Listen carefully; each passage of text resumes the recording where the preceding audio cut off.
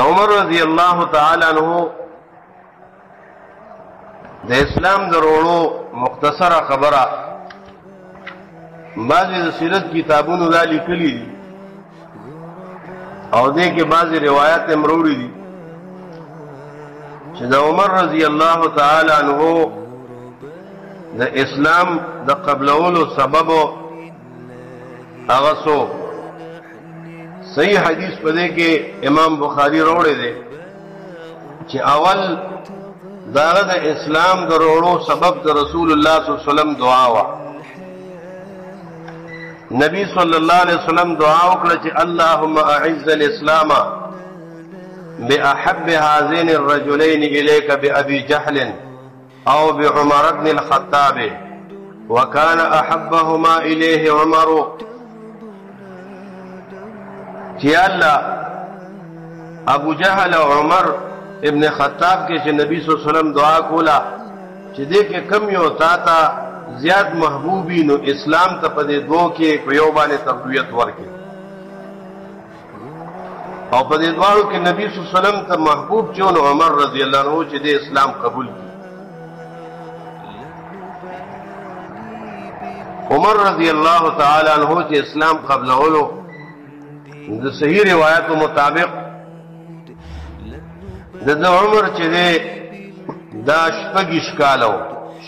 کالو په عمر کې د اسلام قبول کړي یو مشهور واقعه ده د عمر رضی الله عنه مبارک چې دې یو ځل راوته وې چې رسول الله صلی الله علیه وسلم قتلوما او د نبوت دعوه کړې او د پلار نکاح دین پر خو دې چا وتلار کې وي چې دین مخ کې د خپل خور او د خپل اوخي حالات معلوم کا د اوخ سعید ابن زید او د خور نوم فاطمه وې دې اغي طرف تلاړو او اغي ډېر روان بیا سورۃ طه اغي لستلا او به د توبه چرته دا خواهش کو چې دا سورۃ ذلولم پته غسل وکا غسل وکړو به ود سورۃ طه ولستو اسلام قبول کو لیکن دا واقعہ مشهور ده خو لیکن په صحیح سند سره نه ثابت د محدثینو په نسبت باندې دا د ثبوت درجه ته او د مقبول درجه کې نه ده روایت پکې کمزوري دي البته دومره شته دی باره کې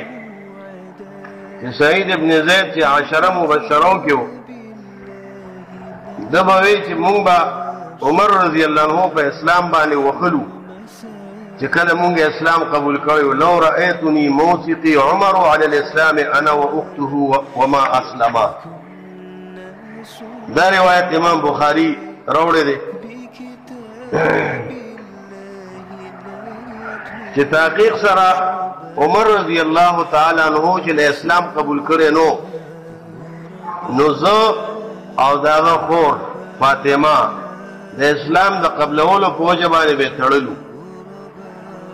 دا بخاری کې راغلی او دغه دعا چې دا په ترمذی کې راغلی دا مخکې دعا چې مونږه ذکر کړه هغه په صحیح سند سره ثابت ده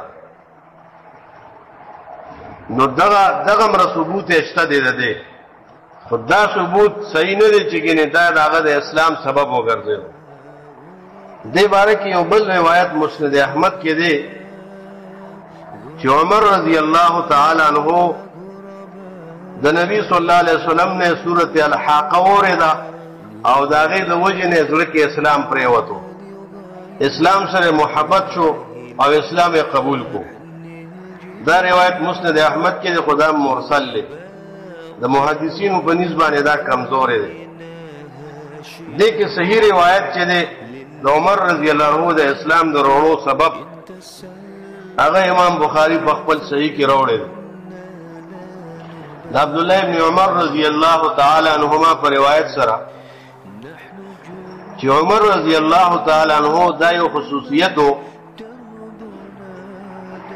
چې زړه کې به سراله هغه به خبره وکړه نه خبره والله رښتیا کوله لکه بل یو روایت کې امداد شته دی د عمر رضی الله تعالی عنہ مبارک چې دا دې امت کې د محدثونو نو چې هغې ته یو خبره به الهام به زړه کې ورته د الله د طرف نه کېدو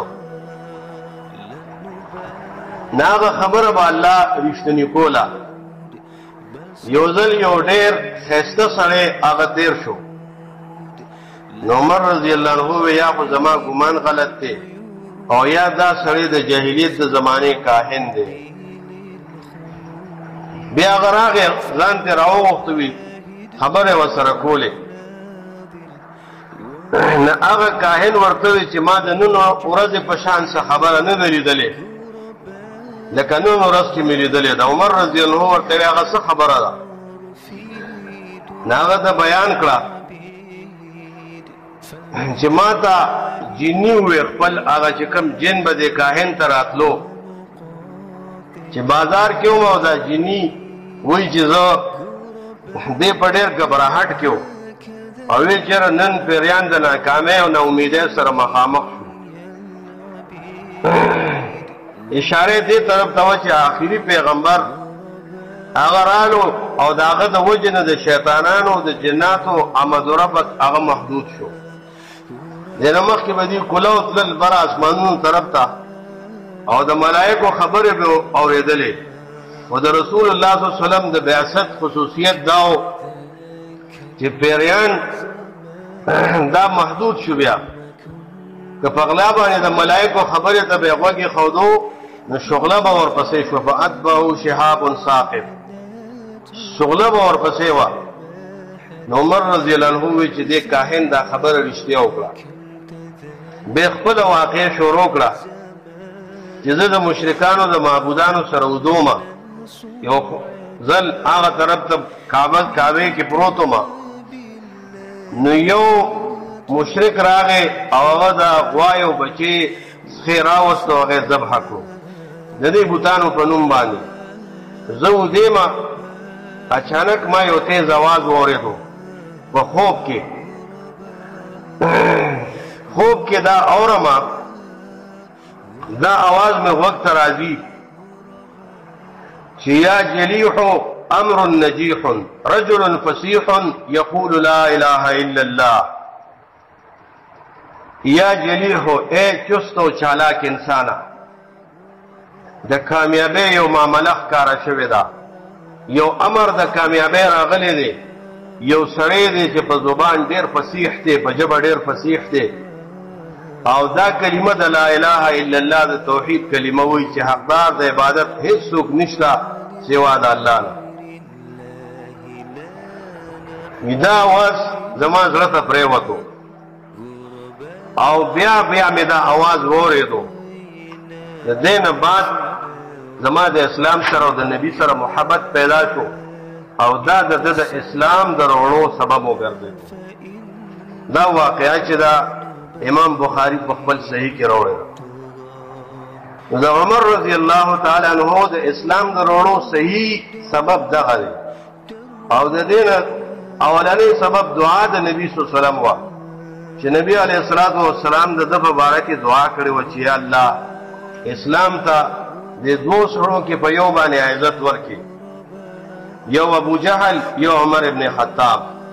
وکان احبهما الیه عمر نبی صلی الله علیه وسلم ته عمر صاحب ډېر محبوب و هغه په حق کې دعاګانې کولې الله پاک دا باعث وګرځوله دا دعا د نبی الله قبوله کړه او د اسلام د روړو دغه سبب جوړ شو دا کوم چې بخاري کې دی باقي هغه دوه واقعې چې کوم دي چې هغه کور ته تللی مشهوره واقعه ده او بیا هغې والدي او هلته هغه د اسلام سبب ګرځېدلی نه هغه روایت کمزوری دی سندن دغه بل روایت چې دی کې راغلی دی مسند احمد کې هغه هم د سند په لحاظ سره مرسل او کمزوری دی صحیح روایت د اسلام د روړو د عمر رضی الله عنه هغه یو سبب دعا د نبی صلی الله علیه وسلم وه او یو سبب دا و چې عمر رضی الله تعالی عنہ د مشرکانو د معبودانو خوا کې ودو او دغه وخت کې دی د دې خپلو معبودانو په نوم باندې ذبحه کوله نظر یې کو نو په دې خوب کې آواز واورېدو چې یا جلیح امر نجیح رجل فصیح یقول لا اله الا الله مراد د دې رجل فصیح نه مراد محمد صلی الله علیه وسلم نو دا د هغه د اسلام سبب وګرځېدو چې زړه کې الله پاک د دې وجې نه هغه ته اسلام دا توفیق ورکو. عمر رضی الله عنه په امت کې دویمه مرتبه ده. اول د ابوبکر صدیق رضی الله عنه په اجماع د اهل سنت والجماعت او د سلف الصالحین، او دویم نمبر کې دا د عمر رضی الله تعالی عنہ ده. او په دې کې بیا نصوص هم شته د نبی صلی الله علیه وسلم نه. ځکه عمرو ابن عاص وی چې دوی د نبی صلی الله علیه وسلم نه تپوس کړو چې ای الناس احب الیک، خلکو کې تا ته کم کس ډېر محبوب دی؟ نو نبی صلی الله علیه وسلم وی چې عائشہ رضی الله عنها. بیا وی نه سړو کې ابوبکر صدیق رضی الله عنه، وی بیا ورپسې عمر ابن خطاب رضی الله تعالی عنہ. دا روایت هم امام بخاری او امام مسلم راوړي. عمر رضی الله تعالی عنہ هغه شخصیت دی چې دنیا کې هغه ته د جنت زیری شوی دی. ابو موسی اشعری رضی الله تعالی عنہ فرمایي، د صحیح بخاری حدیث کی روایت ته، چې زه په مدینه منوره کې یو باغ کې د نبی صلی الله علیه وسلم سره وم. یو سړی راغی او د دې باغ دروازه والا د حیات اجازه ته طلب کو، او وی چې دروازه راته کولاو کا. نبی صلی الله علیه وسلم ابو موسی اشعری ته وی افتح له وبشره بالجنه، دې سړی ته دروازه کولاو کا و سره د جنت زیر ورکا چې دا جنتی دی. ما چې دروازه کولاو کړه نو مې کته ابوبکر صدیق رضی الله تعالی عنہ ولاو د رسول الله صلی الله علیه وسلم بشارت میں وتور او د جنت زیر میں ورکو. هغه په دې باندې الحمدلله وی. دین بعد یو بل سره راغی چې هغه اجازه طلب کول. بیا نبی صلی الله علیه وسلم وی افتح له وبشره بالجنه، دې سړی ته هم دروازه کولاو کا او د جنت زیر وتور. ما چې دروازه کولاو کا ناغه عمر ابن خطاب رضی الله تعالی عنہ ما ورته د جنت خوشخبری ورکړه چې د الله نبی تا ته د جنت بشارت درکړي. هغه الحمدلله وی. بعد دریم نمبر کې بل یو سړی راغی چې هغه طلب د اجازت کو. نبی صلی الله علیه وسلم ما ته بیا وی چې افتح له، دې سړی ته دروازه کولاو کا وبشره بالجنه وعلى بلوا تصيبه، دې سړی ته د جنت خوشخبری ورکا چې دام جنتی دی، سره د دې نه چې د باندې با امتحانات او مصائب راځي، تکالیف په ډېر راځي. وردا د وحی په ذریعہ الله خپل نبی خبر کړي. دا چې نبی غیب دان دی، علم غیب خاصه صرف د الله دا. دې ته اخبار بالغیب وایي چې الله پاک د غیب مبارک د خبر ور کړي دی دراتلون کی وقت بارکه، او دارنګه د وحی په ذریعہ الله خبر کړي. د دریم سړي نه مراد څوک؟ عثمان رضی الله عنه. عثمان رضی الله تعالی عنہ دروازه کې کولو شو. عثمان رضی الله عنه ولاړو د جنت زیره می وتور کو. نه الحمدلله وی. بیا می ورته وی چې نبی صلی الله علیه وسلم ستاسو مبارک دام ویلي چې دغه مصائب رسیږي، تکالیف په راځي. ناغه دغه وخت کې الله المستعان، دا الله نه مدد طلب کړی شوی. علی رضی الله تعالی عنہ نے یو روایت راځي، امام بخاری په خپل صحیح کې دا روایت وروړي چې نبی صلی الله علیه وسلم د ابوبکر صدیق او د عمر رضی الله عنه مبارک هغه طرف ته وکتل او وی فرمایل هذان سیدا کهول اهل الجنه من الاولین والآخرین الا النبیین والمرسلین. دا د صحیح بخاری روایت ته. امام مسلم دا روایت چې ده دا د ترمذی روایت ده او د سند په لحاظ سره دا روایت صحیح ده. هذان سیدا کهول اهل الجنه، دا دوار د جنت د مشرانو سړو سرداران دي. هغه مشران چې اولین دي او آخرین دي، د ټولو سرداران وي سوا د انبیاء او د مرسلینو نه. دارنګه بخاری کې حدیث راځي امام بخاری په خپل صحیح کې دا وروړي 1228 نمبر روایت ده او دا روایت بخاری کې 2 کرته راغلي امام مسلم هم دا روایت وروړي دي چې نبی صلی الله علیه وسلم فرمایي ما خوب لیدو دا ابو هريره رضی الله عنه په روایت سره د انبیو خوب چې دی هغه وحی وي د عامو خوبونو په شان نه خوب کې زینم چې زه جنت ته داخل شوم او په جنت کې ما یو محل ولیدو چې خالص محل د یو ملغلر نه جوړ دی ټول محل د ملغلر محل دی هغه کې هر یو سیس د قیمتي ملغلرو دی یو ملغلره دومره غټه چې د هغې نه یو عظیم الشان محل تیار شوی دی ما ولیدو چې د دې محل نه بهر یو زنانه راوځي او په حوض باندې اودس کوي چارندام کوي ما غوښته چې د محل ته دنده ورننوځم او دا د دنده نه وګورم دا خو ډېر ښایسته محل دی ما ملایکو ته وویل چې دا محل چاته تیار شوی دی ملائکو جواب راکو چې دا عمر ابن خطاب رضی الله تعالی عنہ دپاره تیار شوی دی دغه وخت کې ما وی چېرې دې محل ته اوس نه داخلېږم ځکه عمر صاحب ډېر غیرتي دی د هغه غیرت ما ته رایاد شو نبي صلی الله علیه وسلم فرمایي زه راوروسته شوم چې هسې نه زړه کې خفګان را نشي بیا عمر رضی الله عنه ته چې دا حدیث او دا بشارت نبي صلی الله علیه وسلم بیانو عمر رضی الله عنه په جړا شو وی علیک اغار یا رسول الله پتا باندې به غیرت کوم دا مونږ ته الله دا لار استاد وجنه خودلی دي موږ گمراهو په غلط لار روانو چې الله تعالی ولېګلې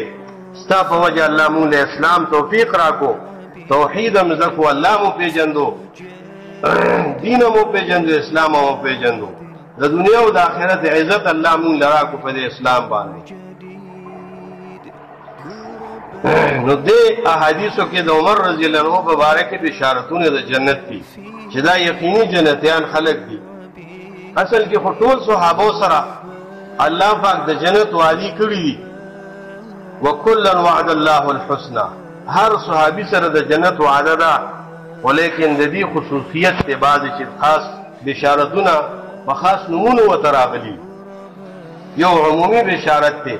او یو خصوصي بشارتونه دي د عمر رضی الله عنه په خصوصیاتو کې دام راځي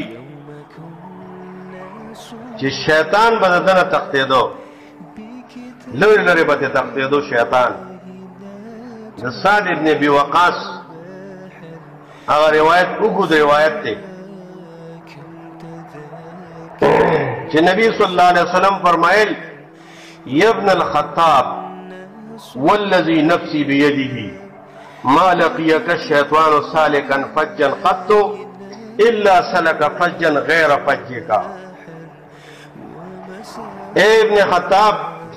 تجھ په کومه لار باندې روانه نو شیطان تاسو سره چې ملاقات یو ځکیږي غلار پرېږدي بالکل په کومه لار باندې چې عمر صاحب رواني نو شیطانان اغلارونه تختی روح بل الله ورکړو دا سیمانی روح عمر رضی الله تعالی عنہ بارک نبی علیہ السلام فرمائے کہ ان الشیطان لا يخاف منك یا عمر اے عمر صاحب شیطان ستانه یریږي دا د بخاری مسلم روایت ده شیطان کتابینی خوف کوي تانا او نبی علیہ الصلوۃ والسلام د عمر رضی الله عنه مبارک فرمایل لقد كان فيما قبلكم من الامم محدثون فإن يك في امتي احد فانه عمر بخوانو امتونو کې داسې خلق دیر شو چې هغې ته به الهام کېدو زړه کې زما په امت کې چې صحیح الهامات کیږي یقیني طور سره نو دا عمر رضی الله تعالی عنہ دی چې الله پاک د زړه ته ښایسته خبرې او ښه خبرې ورکوځي او بل روایت کې راځي ترمذی روایت ده ان الله جعل الحق على لسان عمر وقلبه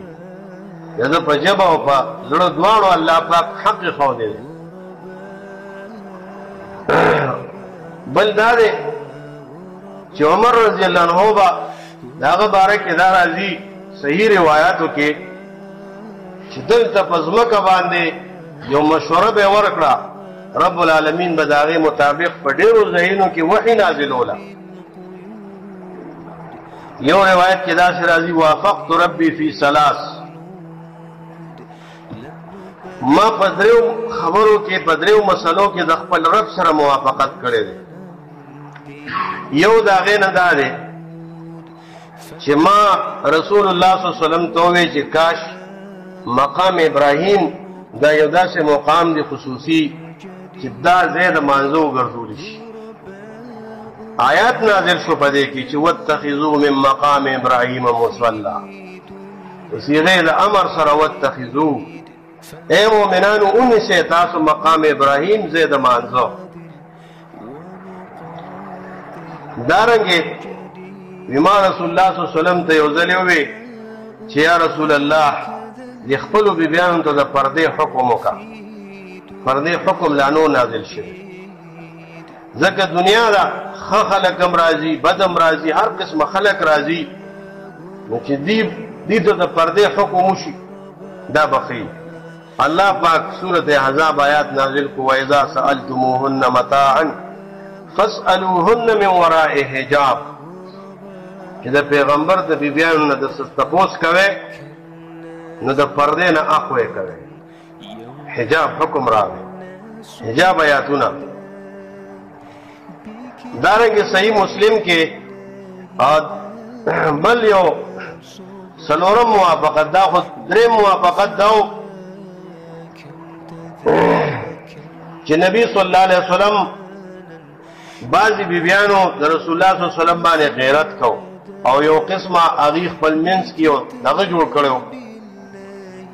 نو نبی صلی الله علیه وسلم زیات ودونه کړي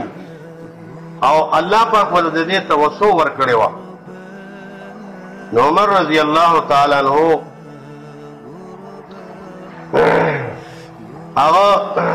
رسول الله صلی الله علیه وسلم د بیبیانو نه علیحدګي اختیار کا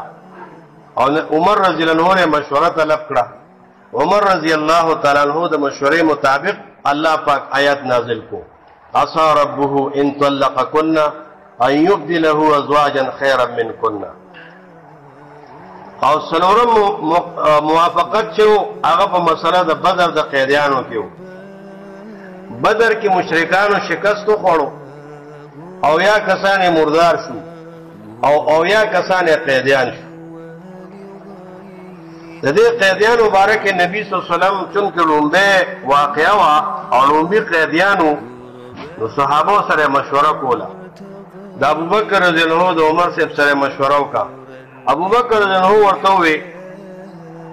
چې زما دا خیال دی چې دا ټول زمونږ خپلوان خلک دي د رشتې خلک دي چې دا پرېښودی شي او د دې په عوض کې دې نه فدیه واخیستې شي او دې سره به یو قسمه دی باندې یو احسان هم وشي شاید چې د ایمان راوړي او دویمه خبره دا ده چې اسلام ته به تقویت ملو شي آینده جنګونو لپاره په دې به مونږه اصلحې والو او د دې د هدایت سبب به مو ګرځي. عمر رضی الله عنه ته وی ما ترى یا ابن الخطاب ستا سرای ده پکې هغه ورته زما د قسمی په هغه ذات چې زما روح دا غلاس کې الله مې د قسمی زما خیال دا دی چې ما ته اجازت راکې ما د خپل خپلوان حواله کې جزه د هغې نه سر ووم. او عقیل رضی الله عنه د علي صاحب ته حواله کا پلانکې خپلوان ته حواله کا او پلانکې ته ځکه دا د کفر مشران دي او نن زمونږ په قبضه کې راغلي دي او دې سره د مشرکینو هغه دبدبه او شان به ختم شي او یو روب به پکینی نو زما دا آیه ده چې فدیه وانخیستې شي او دا ټول قتل شي. نبی صلی الله علیه وسلم دغه وخت کې د مصلحت مطابق د ابوبکر صدیق رای واخیسته ځکه دې رای کې نرمي او اساني وه او د الله د طرف نه خو لا وحي دې باره کې نه ده راغلی. فیصله د ابوبکر صدیق رضی الله عنه په رای باندې وشوه سو وخت بعد عمر رضی الله تعالی عنہ راتلو چې وې کته یو ورځ بعد چې ابوبکر رضی الله عنه جاړي او رسول الله صلی الله علیه وسلم هم جاړي نو مو چې د الله رسول اول جاړي ابوبکر صدیق نه من تاسو کو وی نبی صلی الله علیه وسلم راتو فرمایي چې دیو چې نه جاړو چې د فیدې مبارک کومه مشوره واغه مو قبول کړه الله پاک ته دا مشوره خو نه و د الله عذاب دا غونه ته اشاره وکړه چې دیونه ته نږدې راغلو د دیونه ته نږدې دومره حد کې راغلو رب العالمین بیا د عذاب رستو کو الله د خپل حکمت مطابق دغه وخت کې دا فیصله د الله د علم او حکمت مطابق کې نافذ شوه او رب العالمین ته د عمر سے برای خوخه او داغه مبارک آیت نازل شو د سوره انفال ما كان لنبي ان يكون له اسرى حتى يسخن في الارض تريدون عرض الدنيا والله يريد الاخره والله عزيز حكيم مناسب ندی پیغمبر لره چې هغه سره قیدیانی تر دې پورې چې هغه پزمکه کې خونریزیو کی او د کفارو ویني توی کی تاسو دنیا غواړئ او د آخرت په مقابله کې دنیا غواړئ د دنیا پیدا خلګي دي دارنګه